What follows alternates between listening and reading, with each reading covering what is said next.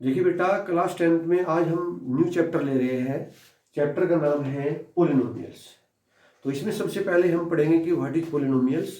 उसके बाद हम पोलिनोमियल्स के बाद पढ़ेंगे टाइप्स ऑफ पोलिनोमियल्स, और उसके बाद लास्ट में पढ़ेंगे जीरो और रूट्स ऑफ पोलिनोमियल्स। देखिए, पोलिनोमियल्स होता क्या है, हमारे जितने भी एल्जेब्रिक एक्सप्रेशन हैं हमने जो ऑलरेडी पढ़े हैं उसमें भी सभी पोलिनोमियल्स है जिनमें हमारा जो वेरिएबल्स है उसकी जो पावर है वो एक पॉजिटिव इंटीजर्स है। तो all algebraic expressions in which the powers of the variables is a positive integers is called polynomials. तो बेस फॉर्म जो होती है पोलिनोमियल्स की, सबसे पहले वो लिख रहा हूँ, एक बार पहले वो देखिए। बेस फॉर्म ये होती है पोलिनोमियल्स की, जैसे पोलिनोमियल्स को मैं एफ से रिप्रेजेंट कर रहा हूँ तो वो ये होती है हमारी a N x to power n plus a n minus one x to power n minus one plus a n minus two x to power n minus two plus, तो इस तरीके से एंड सो लास्ट में जैसे यहाँ हुआ ए zero plus इससे पहले हो जाएगा ए वन इंटू एक्स प्लस इससे पहले हो जाएगा ए टू इंटू एक्स स्क्वायर। तो यहाँ पे आप ये देख रहे हो, यहाँ पे जो मेरे यहाँ पे ये है a n minus one a n minus two and so a zero a one, तो a zero a one a two and so a n तक ये जो हमारे नंबर्स हैं दीज आर ऑल कॉन्स्टेंट। इन्हें हम कांस्टेंट कहते हैं या फिर कह लीजिए रियल नंबर, ये हमारे रियल नंबर्स कहलाते हैं। तो ये जो ऊपर लिखा हुआ है F X is equal to A N x to power N and so on. अब आप यहाँ पे देखिए, यहाँ पे ये एक पोलिनोमियल्स है वेरिएबल एक्स में, और इस पोलिनोमियल्स में जो हाईएस्ट पावर है यहाँ पे जो एन है, ये जो एन है N is a positive integer. N जो है हमारा एक पॉजिटिव इंटीजर्स है। तो कोई भी हमारा एल्जेब्रिक एक्सप्रेशन उसमें जिसमें कि हमारा जो एन है, जो पावर है हमारी वेरिएबल्स की, वो अगर एक पॉजिटिव इंटीजर्स है, और ये जो हमारा पॉजिटिव इंटीजर्स है, positive integers must be in each term. जितने भी हमारे टर्म्स है सब में जो हमारा एन है वो एक पॉजिटिव इंटीजर ही होना चाहिए। अगर हमारे पोलिनोमियल्स में कहीं कोई ऐसी टर्म आ जाती है कि हमारा जो एन है वो पॉजिटिव इंटीजर की बजाय कोई यहाँ पे रेशनल नंबर्स है या फिर कोई निगेटिव इंटीजर्स है, तो हमारा वो पोलिनोमियल्स को रिप्रेजेंट नहीं करेगा। अब जैसे ही हमारी बेस फॉर्म है यहाँ पे, तो ये मेरा एक पोलिनोमियल्स है और जिसकी जो हमारी हाईएस्ट पावर है वो एन है, क्योंकि इसके बाद तो एक एक कम होती चली गई है। तो जो हाईएस्ट पावर यहाँ पे एन है, तो ये एन डिग्री का पोलिनोमियल्स कहलाता है। तो एक वर्ड आता है डिग्री। तो डिग्री में आपको ये समझना है कि डिग्री क्या होती है। तो डिग्री से मतलब होता है हाईएस्ट पावर ऑफ वेरिएबल्स। जिस भी वेरिएबल्स का वो हमारा पोलिनोमियल्स है, उस वेरिएबल्स में जिस टर्म्स की भी जो हाईएस्ट पावर होती है उस पोलिनोमियल्स की डिग्री उतनी हो लेती है। तो यहाँ पे देखिए कि हमारी हाईएस्ट जो पावर है इस पूरे पोलिनोमियल्स में एन है, तो ये एन डिग्री का पोलिनोमियल्स है। और जो हाईएस्ट पावर होती है उसका जो कोफिशिएंट है, जैसे हाईएस्ट पावर जो है हमारी एन है, तो इसका इस टर्म्स में जो कोफिशिएंट है वो ए एन है, तो इसको बोलते हैं हम लीडिंग कोफिशिएंट। इस तरीके से, और हमारे ए एन माइनस वन इस तरीके से हमारी कांस्टेंट टर्म है। तो जैसे मान लीजिए मैं लिख रहा हूं यहाँ पे, आप देखिए जैसे मैंने लिख दिया यहाँ पे 7x³ plus 2x square plus 5, ये मैंने लिख दिया यहाँ पे x to power 7 minus √6x square plus 10, यह मैंने लिख दिया यहाँ पे 10x प्लस 7। तो इस तरीके से यहाँ पे आप देखिए ये हमारे तीन पोलिनोमियल्स हैं। यहाँ पे ये जो हमारा है ये एक पोलिनोमियल्स है जिसकी डिग्री 3 है, क्योंकि हाईएस्ट पावर जो है यहाँ पे 3 है। देखो यहाँ पे, यहाँ 3 है, एक्स की पावर जो वेरिएबल्स है यहाँ 2 है, और यहाँ पे मैं क्या कह सकता हूँ, यहाँ पे जैसे 5 है तो इसके बाद मैं एक्स के 0 भी ले सकता हूँ यहाँ पे। तो जैसे ये 5 है यहाँ पे, ये कॉन्स्टेंट टर्म है, तो 5 को मैं अगर ऐसे कह लो यहाँ पे 5 इंटू एक्स टू पावर 0, तो एक्स टू पावर 0 की वैल्यू 1 हो जाएगी। तो ये अब भी ये 5 है। तो एक तरह से ही हमारा एक पोलिनोमियल्स है और जिस जो 3 डिग्री का है। ऐसे ही यहाँ देखिए ये मेरा एक पोलिनोमियल्स है जिसकी डिग्री 7 है, ये भी मेरा एक पोलिनोमियल्स है जिसकी डिग्री जो है 1 है। तो पोलिनोमियल्स जो है डिग्री के अकॉर्डिंग जो जो उनकी डिग्रियां बदलती जाती है उनके अलग अलग नेम होते हैं। तो सबसे पहले जैसे इसमें आता है, फर्स्ट ऑफ ऑल ये है यहाँ पे टाइप्स ऑफ पोलिनोमियल्स। तो सबसे पहले आता है कांस्टेंट पोलिनोमियल्स।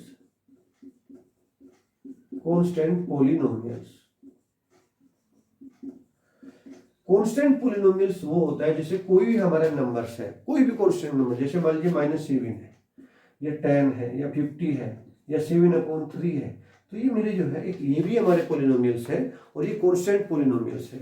जैसे -7 है, मैं लिख रहा हूँ यहाँ पे इसको, जैसे -7 है पॉलिनोमियल्स है, f(x = -7 लिख रहा हूँ। तो यहाँ पे आप देखिए इस -7 को अगर मैं ऐसे लिख दूं -7 √x⁴, तो मेरा एक पॉलिनोमियल है जिसकी डिग्री 0 है, क्योंकि क्या होगा x⁴ की वैल्यू 1 हो जाएगी, ये आपको पता है x⁴ = 1, तो अब भी ये -7 ही है। ऐसे जैसे 50 है तो ये 50 लिखा हुआ है, तो 50 को मैं लिखूँ 50 × x⁴, तो अब भी ये 50 है। तो एक तरह से ये हुआ हमारा कि जो हमारी कांस्टेंट टर्म होती है वो हमारे पॉलिनोमियल्स होते हैं और जिनकी डिग्री 0 होती है। यानी अब इसके बाद नंबर 2 पे आता है हमारा लीनियर पॉलिनोमियल्स। लीनियर पॉलिनोमियल्स, तो इसकी डेफिनेशन होती है ए पॉलिनोमियल्स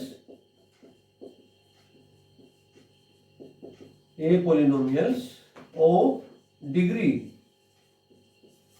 1, जिसकी डिग्री 1 होती है, इज कॉल्ड लीनियर पॉलिनोमियल्स। जैसे मान लीजिए मैंने ये लिख दिया यहाँ पे 7x + 5 6x 3x 3/2 × x + 7। इस तरीके से आप देखिए यहाँ पे ये तीनों पॉलिनोमियल्स मैंने यहाँ पे लिखे हैं। ये भी मेरा एक लीनियर पॉलिनोमियल है क्योंकि इसकी जो हाईएस्ट डिग्री है वो हमारी 1 है। ये हमारा लीनियर पॉलिनोमियल है, ये भी हमारा लीनियर पॉलिनोमियल्स है। ये होगा इस तरीके से। फिर होता है हमारा 3rd नंबर पे आता है क्वाड्रेटिक पॉलिनोमियल्स। क्वाड्रेटिक पॉलिनोमियल्स होता है ए पॉलिनोमियल्स ऑफ डिग्री 2, जिसकी डिग्री 2 होती है। तो एक तरह से ए पॉलिनोमियल्स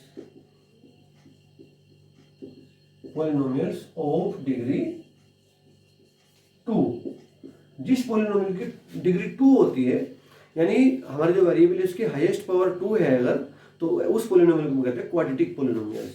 तो जैसे मैंने लिख दिया यहाँ पे 3x² + 7x + 2 इस तरीके से, या मैंने लिख दिया यहाँ पे x² + 5, या ये लिख दिया यहाँ पे x² + 10x - 6। तो इस तरीके से जो मेरे पॉलिनोमियल्स है ये कहलाते हैं हमारी क्वाड्रेटिक पॉलिनोमियल्स।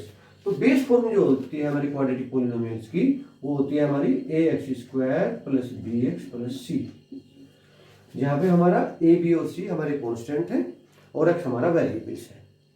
फिर आता है हमारा क्यूबिक पॉलिनोमियल्स। 3rd नंबर पे आता है क्यूबिक। तो देखो नाम से स्पष्ट हो रहा होगा, ए पॉलिनोमियल्स ऑफ डिग्री 3, जिसकी डिग्री 3 होती है वो हमारा क्यूबिक पॉलिनोमियल्स होता है। जैसे मैंने लिख दिया यहाँ पे x³ + 10x² - 6x + 2, या लिख दिया मैंने 7x³ - 10x + 2। तो इस तरीके से आप दो पॉलिनोमियल्स यहाँ पे देख रहे हो। जो हमारा ये पॉलिनोमियल्स है ये इसकी डिग्री 3 है, इसकी भी डिग्री 3 है। तो इस तरीके से 3 डिग्री जिस पॉलिनोमियल्स की होती है that is called cubic polynomials. ऐसे ही फिर होता है हमारा जिस पॉलिनोमियल की डिग्री 4 होती है उसे कहते हैं हम बाई क्वाड्रेटिक पॉलिनोमियल्स। तो मेन चीज ये होगी हमारी डिग्री के अकॉर्डिंग। एक होता है कांस्टेंट पॉलिनोमियल्स, तो जनरल वे में जो हमारा पॉलिनोमियल जिसकी डिग्री 0 होती है is called a constant polynomials.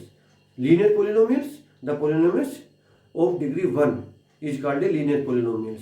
Quadratic polynomials, the polynomials of degree 2 is called a quadratic polynomial. And cubic polynomials, the polynomials of degree 3. By quadratic polynomials, the polynomials of degree 4. तो इस तरीके से हमारे polynomials होते हैं। polynomials की condition क्या बताई मैंने आपको, हमारा जो डिग्री है उसकी वो हमारा must be A positive integers.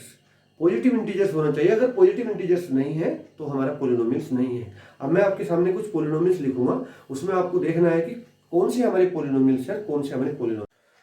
अब देखिए इस क्वेश्चन में हमें क्या है यहाँ पे, tick the algebraic expressions which are polynomials. यहाँ पे कुछ हमारे एल्जेब्रिक एक्सप्रेशन लिखे हुए हैं, तो आपको ये फाइंड आउट करना है which are polynomials and which are not polynomials. अब देखिए जैसे ये है सबसे पहले नंबर पे लिखा हुआ है x² + 2√3। तो यहाँ पे क्या है, जो हमारा वेरिएबल्स है x, उसकी जो हमारी पावर है वो एक पॉजिटिव इंटीजर्स है, तो therefore this is a polynomials. तो इसमें ये हो गया हमारा टिक हुआ। सेकंड देखिए x माइनस 4/x। तो यहाँ पे क्या है हमारा कि ये x जो है इसकी पावर 1 है पॉजिटिव इंटीजर से, लेकिन ये जो 4/x है इसमें क्या होगा हमारा 4/x को, इसे मैं ऐसे भी लिख सकता हूँ x minus 4 into X to power -1। ये इसकी पावर 1 है, जब ऊपर न्यूमरेटर में जाएगा तो माइनस हो जाएगा, और ये जो -1 हुआ तो इस वजह से, क्योंकि ये पॉजिटिव इंटीजर्स नहीं है, therefore this is not a polynomials. ऐसे ये देखिए 3x² प्लस 4√x माइनस 6।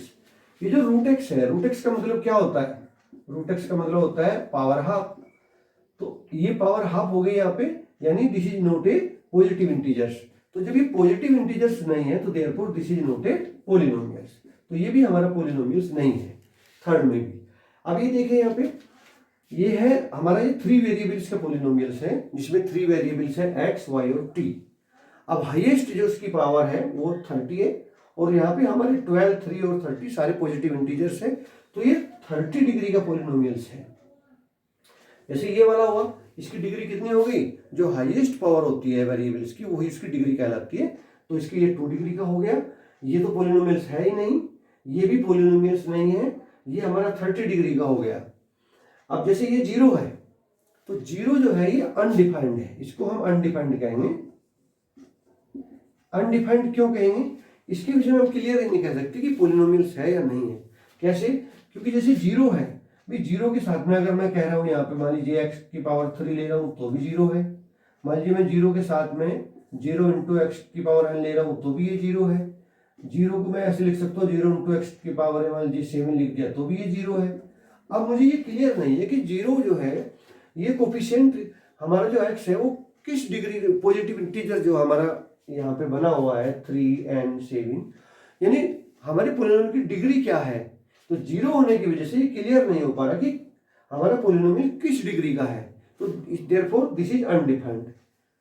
तो ये बात याद रखेंगे। तो अगर हमारा पॉलिनोमियल्स f(x = 0 है तो वो पॉलिनोमियल्स नहीं बनता है, वो अनडिफाइंड है। 6 नंबर पे देखिए 2x³ - 3x² प्लस √x। यहाँ पे जो √x है इसी वजह से ये भी पॉलिनोमियल्स नहीं है। ये देखिए यहाँ पे 2/3 - x² - 3/5 x टू पावर 3/2। ये जो यहाँ पे 3/2 है ये एक रेशनल नंबर है, this is not a positive integers. तो पॉलिनोमियल्स होने के लिए आपकी जो फर्स्ट एंड फॉरमोस्ट कंडीशन है वो ये है कि power of each terms must be A positive integers. अगर आपकी जितनी भी टर्म्स है, चाहे वो 2 टर्म्स का है, चाहे वो 4 टर्म्स का है, चाहे वो 10 टर्म्स का है, हम सबकी जो टर्म्स है उनमें जो हमारी इसकी पावर है वेरिएबल्स की वो एक पॉजिटिव इंटीजर्स होनी चाहिए। उसी कंडीशन में वो हमारा एक पॉलिनोमियल्स कहलाएगा। तो ये मैंने आपको बता दिया कि ये हमारा क्या है, यहाँ पे ये हमारा क्वाड्रेटिक पॉलिनोमियल्स है। ये हमारा क्या है यहाँ पे, ये हमारा जो है ये 30 डिग्री का पॉलिनोमियल्स है। तो जैसे जैसे उसके linear polynomials, quadratic polynomials, by quadratic polynomials इस तरीके से होते हैं। अब हम पढ़ते हैं यहाँ पे लास्ट में आता है जीरोज और रूट्स ऑफ ए पॉलिनोमियल्स।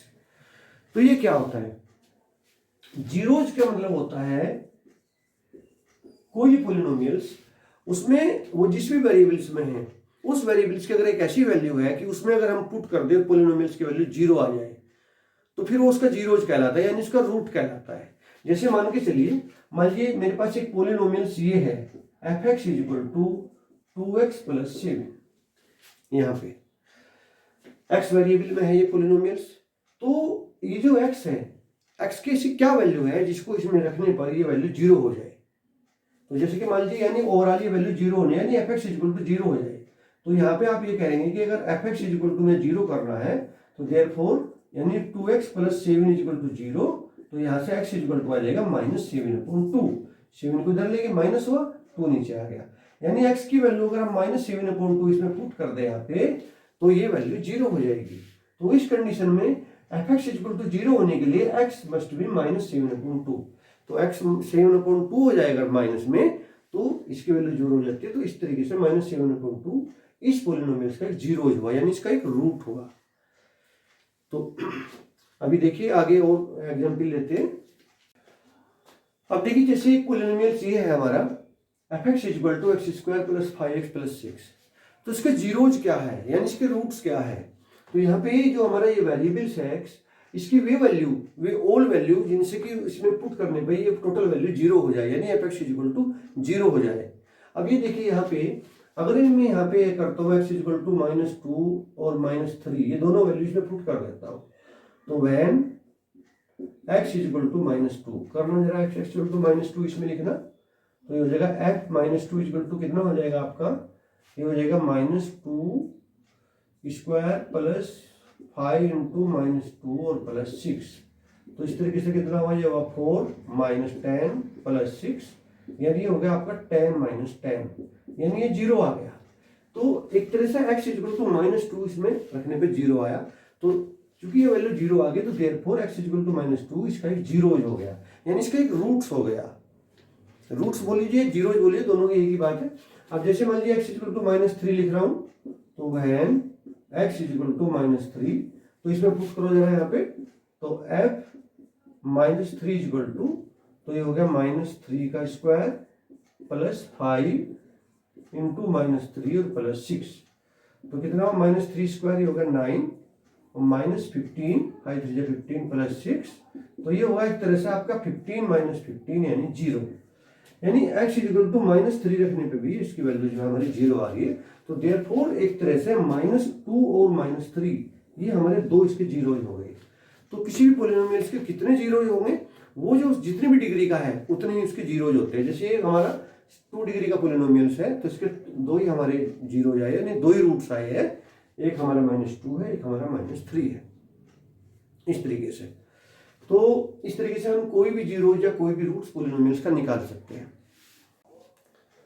अब ये क्वेश्चन देखिए यहाँ पर, if x equal to 2 is a root और 0 of a polynomials fx equal to 2x square minus 3x plus 7a, find the value of a। यानी इसने कंडीशन दी है कि x इक्वल टू 2 इसका जो है रूट्स है, यानी एक 0 है, तो ऑलरेडी वो कह रहा है कि इसका एक 0 है, यानी इसका एक रूट्स है। तो therefore if we put x equal to 2 in this polynomials then this value will be 0। तो यहाँ पे हम इसको जब सोल्व करेंगे तो इस तरीके से लिखेंगे, since x equal to 2 is the root of the polynomials,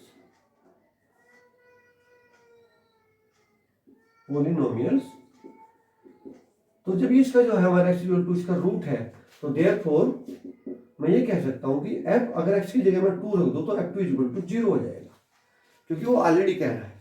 तो f2 इक्वल टू 0 हो जाएगा, तो यहाँ पे 2 रखिए, इसमें fx इक्वल टू ये है, तो देयरफॉर fx क्या है आपका, fx इक्वल टू है आपका 2x square minus 3x plus 7a।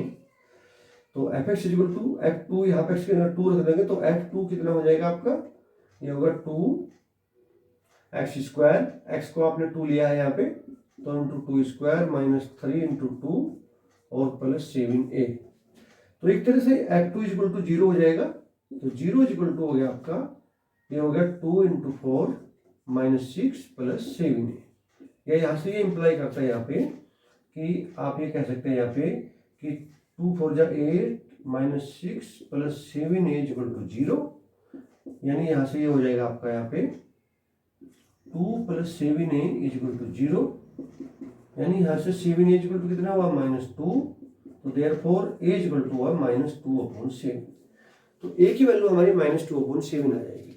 तो इस तरीके से कभी कभी ऑलरेडी जो है बता देते हैं कि x की ये वैल्यू जो है उसकी 0 है, इसका रूट है, then find the value of the other constant, किसी को भी कह सकता है। अब ये क्वेश्चन देखिए यहाँ पर, if x equal to 0 and x equal to -1 are the roots या zeros of the polynomials 2x cube minus 3x square plus ax plus b, then find the value of a and b। इस polynomials में हमारा a और b जो constant terms हैं इनकी value निकालनी है, जबकि वो कह रहा है x equal to 0 and -1 are the roots. तो देयरफॉर इट मींस क्या हुआ, क्योंकि हमारे x 0 और -1 इसके रूट्स है, तो अगर x की जगह इसमें 0 या -1 रख देंगे तो टोटल वैल्यू ये 0 हो जाएगी। तो इसको कैसे सोल्व करेंगे यहाँ पे, तो यहाँ पे इस तरीके से सोल्व करेंगे यहाँ पे, since x equal to 0 is the root, तो ये रूट है इस पॉलिनोमियल्स का, तो देयरफॉर मैं ये कह सकता हूँ यहाँ पे 2, जो ये x है इसकी जगह मैंने जो है 0 रख दिया यहाँ पे, तो 0 का स्क्वायर माइनस 3 इंटू 0 का क्यूब माइनस 3 इंटू 0 का square plus a into 0 plus B ये इक्वल टू 0 हो जाएगा, क्योंकि उसी कंडीशन में हमारा रूट्स होता है। तो यहाँ पे क्या हुआ, ये इंप्लाई करता है यहाँ पे ये 0 हो गया पूरा, यानी b इक्वल टू 0 आ गया। और टोटल ये भी 0, ये भी 0, ये भी 0, तो b इक्वल टू 0 आ गया। Second, since x equal to -1 is the root. अब x इक्वल टू -1 भी इसका रूट है इसी पोलिनोमियल्स का हमारे, तो x इक्वल टू -1 इसमें रख देंगे तो टोटल वैल्यू 0 हो जाएगी।